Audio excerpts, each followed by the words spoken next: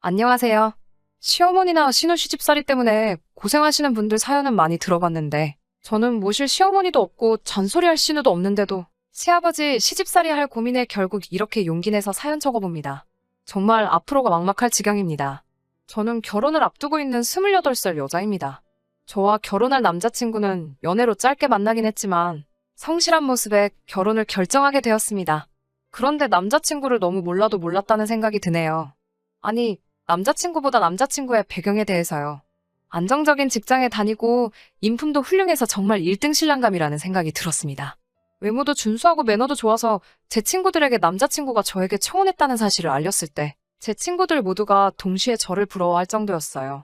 흠잡을 곳 하나 없고 완벽하기만 한 줄 알았던 남자친구라고 생각했는데 정말 이런 것 때문에 결혼을 고민하게 될 줄은 몰랐어요. 아주 돌아버리겠어요. 남편은 따로 형제도 없이 외아들이에요. 홀아버지 밑에서 자라왔다고 합니다. 사실 연애하는 동안에도 그런 사실은 알지 못했어요. 당연히 저에게 한 번도 말해준 적 없었거든요. 결혼 이야기가 나오면서 양가 부모님들 만나는 자리가 있어야 하니 그때 눈치 보면서 저에게 그 사실을 털어놓더라고요. 저는 솔직히 기대를 많이 했어요. 홀아버지 몸으로 아들을 이렇게 훌륭하게 키워주셨으니 당연히 아버지도 인품이 좋으시고 존경할 만한 분이라는 생각을 했거든요. 그런데 첫 만남부터가 너무나도 충격적이었습니다. 남편의 아버지를 만나기로 한 전날, 제가 부주의하게 돌아다니다가 펄펄 달궈진 고데기를 떨어뜨려서 무릎 아랫부분과 종아리 근처에 화상을 입었어요. 응급조치를 하기는 했는데 뭐가 잘 안 된 건지 다음날 부어오른 화상 자국이 벗겨지기 시작하면서 환부에서 진물이 나오기 시작하더라고요.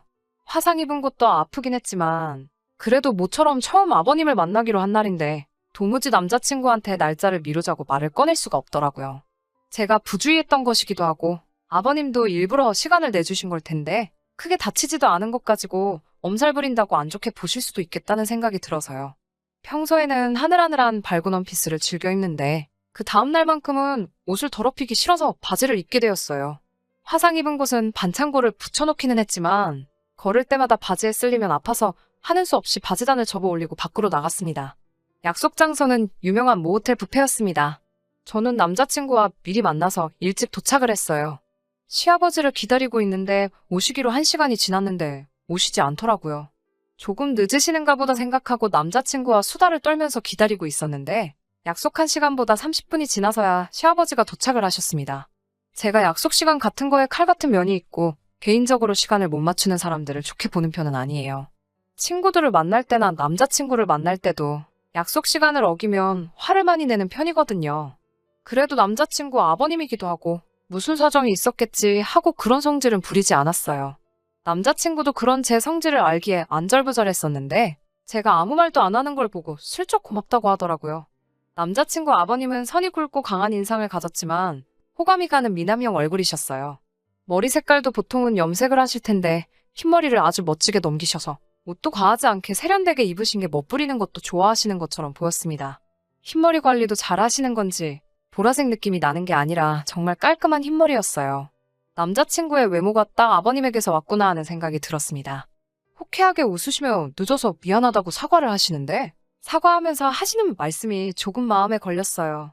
아니, 도로에 김 여사들이 하라는 밥솥 운전은 안 하고 죄다 밖으로 기어나와서 길을 꽉 막아버렸지 뭐냐? 라고 하시면서 아주 꽉 막힌 아줌마들 구멍을 뚫어주며 오느라 늦어버리고 말았구나. 라고 하시며 재미 하나도 없는 농담으로 자리에 늦으신 걸 무마하려고 했어요. 여자를 내리깔고 하는 그 말도 듣기가 싫었지만 제가 김여사라는 단어도 별로 안 좋아하거든요. 저희 어머니가 김씨인 것도 있고 사실 여자분들 중에서 그렇게 김여사 운운하면서 여성을 비하하는 듯이 말하는 걸 좋아할 사람이 어디 있겠어요? 아무리 제가 결혼을 생각하는 남자의 아버지이지만 도를 지나치신 발언에 기분이 많이 안 좋았어요. 그래도 처음 뵙는 자리이기도 하고 아직 남자친구의 아버님에 대해서 하나도 모르니 그 대사는 마음에 묻어두기로 했습니다. 식사를 시작하기 전에 인사를 드리고 간단히 자기소개를 하고 있었어요. 아버님은 첫 만남이니 자세한 소개는 할 필요 없다고 여유로운 말투로 앞으로 천천히 알아가면 되지 않겠냐고 자기가 늦어서 배들 많이 고팠을 테니 식사들 시작하자고 하시는데 그런데 말씀하시는 아버님의 시선이 제 얼굴이 아니라 다른 쪽을 보고 계셨습니다. 고개를 살짝 내리깔고 쳐다보고 계시는 방향을 보아하니 거긴 제 가슴 쪽이었어요. 아버님의 시선이 느껴져서 민망해하고 있는데 대뜸 둘이서 나중에 아이가 생기면 그 애가 배고플 일은 없겠구만? 하고 껄껄 웃으시더라고요. 정말 하나도 재미없는 농담이라 정색을 했어요. 아버님은 제가 정색하는 걸 못 봤는지 흥얼거리면서 음식을 가지러 가시더라고요. 남자친구한테 아버님이 초면에 조금 무례하신 것 같다고 솔직히 말했어요. 남자친구는 애써 저보고 참으라고 말하면서 알고 보면 정도 많고 좋은 분이라고 이제 처음 본 거지 않냐고 저를 달래더라고요. 난감해하는 모습을 보니 아버지가 평소 언행이 어떤지는 진작에 알고 있던 눈치였고 제가 이해해주기를 바랬나 봅니다. 남자친구 말도 틀린 말이 아니고 속으로는 제가 혹시 아버님이 약속 장소에 늦은 것 때문에 이렇게 하시는 말 하나하나가 내 신경을 거슬리게 하는 건가? 하는 생각을 했고 남자친구 체면도 생각해서 참기로 했습니다. 저희도 자리에서 일어나서 음식을 뜨러 가기로 했어요. 유명한 호텔 뷔페라 그런지 먹을 게 많아서 일단 음식을 뜨지 않고 한 바퀴 먼저 돌고 먹고 싶은 것 위주로 고르려고 했습니다. 남자친구는 저랑 음식 취향이 조금 다른 편이어서 저 때문에 괜히 기다리지 말고 먼저 가서 먹고 싶은 거 가지고 식사를 시작하라고 했어요. 천천히 뷔페 한 바퀴를 돌며 음식 구경을 하고 있는데 아버님이 저한테 슬쩍 다가오시더니 우리 며느리는 남자를 구하나? 라고 물어보시더라고요. 무슨 말인지 몰라서 네?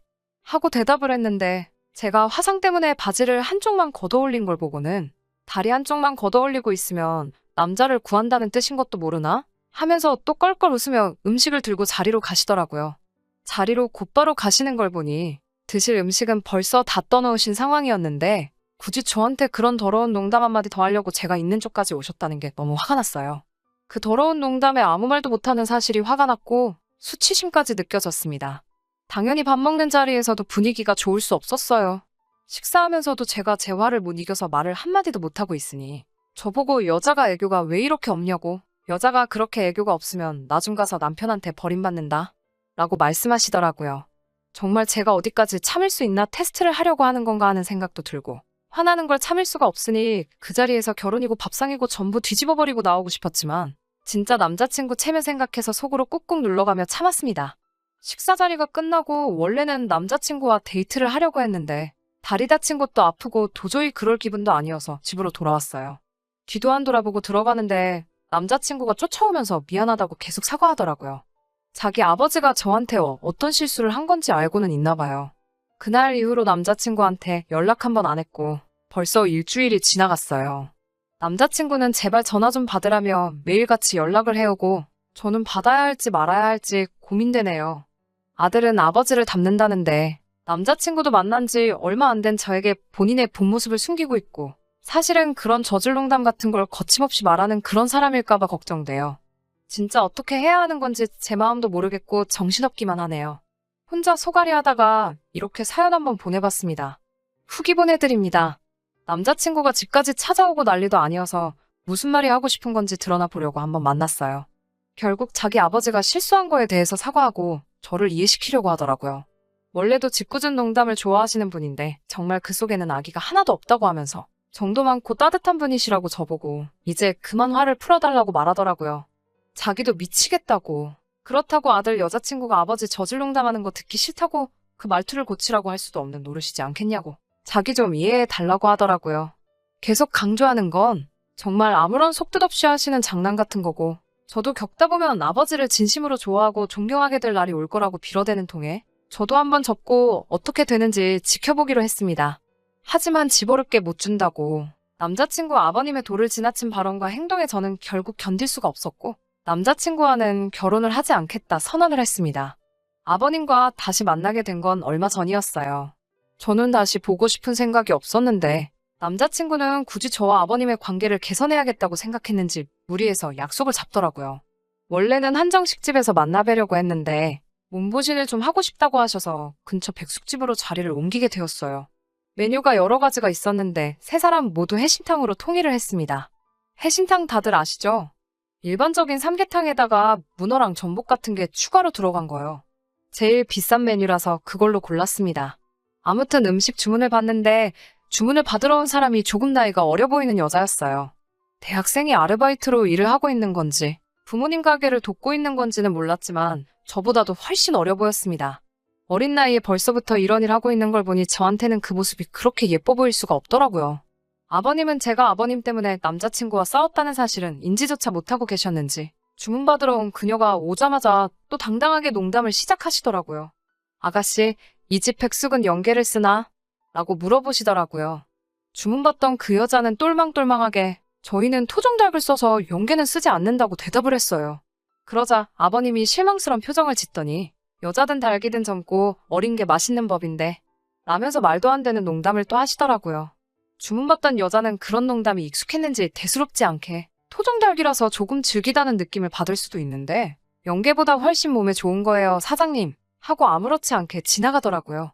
저한테 한 농담도 아닌데 저한테는 엄청나게 거슬렸는데 또 주문받는 여자는 대수롭지 않게 넘어가니 남자친구 말대로 제가 과민 반응을 하는 건가 하는 생각이 들기도 했습니다. 그리고 나서는 음식이 나오기 전까지 혼자서 남자친구 키워오시며 힘들었던 이야기를 하는데 저를 거슬리게 만드는 그런 농담을 빼고 하시는 정상적인 말씀을 들으니 고생도 많이 하셨고 엄청 열심히 사신 분이라는 생각도 들고 남자친구 말대로 제가 속이 좁고 아버님은 사실 좋은 사람이 맞는 건가 하는 생각도 들었어요. 그런데 그런 생각이 들기가 무색하게 몇 분도 안 돼서 애써 쌓아놓으신 점수를 날려버리셨습니다. 그날은 밥상을 뒤집어버리고 한마디 하고 뛰쳐나왔고요. 생각보다 빠르게 주문한 음식이 나왔어요. 한 명당 하나씩 앞앞이 음식이 세팅이 되었습니다. 제가 뜨거운 걸 잘 못 먹어서 펄펄 끓고 있는 삼계탕이 조금 식을 때까지 기다리고 있었는데 우리 며느리는 큰 고추 먹어야지 하면서 이건 며느리 거 라고 하시며 3회째로 나온 오이고추를 제 앞접시에다가 덜어주시더군요. 그러더니 그 길로 바로 젓가락을 제 그릇으로 옮겨 휘적거리더니 조개는 오랫동안 구경도 못한 내가 먹어야지? 이러면서 제 삼계탕 안에 들어있던 전복을 집어 가져가시네요. 펄펄 끓는 삼계탕을 던져버리고 싶었는데 그렇게 하면 소송에 걸릴까 싶은 생각에 그러지는 못하고 들고 있던 숟가락 던져버리면서 그만 좀 하라고 소리 지르고 그냥 밖으로 뛰쳐나왔습니다. 남자친구는 그 길로 뛰쳐나와서 저를 잡더라고요. 제가 참다 도저히 견딜 수가 없어서 일어난 거고 앞으로 볼 일도 없을 거라고 말하니 아버지가 저를 편하게 해주고 싶어서 농담한 걸 가지고 도대체 왜 그렇게 예민하게 반응을 하냐며 이해가 안 간다는 식으로 말을 했습니다. 너는 어떻게 그게 아무렇지도 않을 수가 있냐고. 하나를 보면 열을 안다고. 저런 농담이 별것도 아니라는 식으로 받아들이는 너도 문제가 있는 거라고 한마디 해줬어요. 아무리 어른이고 농담이라고 해도 듣는 사람 기분을 봐가면서 정도껏 해야지 재밌는 농담이 되는 거고 그 도가 지나치면 그 순간부터는 농담이 아니라 희롱이라고 말해줬어요. 오빠도 똑같다고. 저런 농담을 듣고 아무렇지도 않다는 건 오빠도 나중에는 나한테 저런 농담 서스럼 없이 해도 된다고 생각하는 거 아니냐고. 결혼이 문제가 아니라 연애하는 것도 다시 생각해보고 싶다고 말하고 저 혼자 집으로 돌아왔습니다.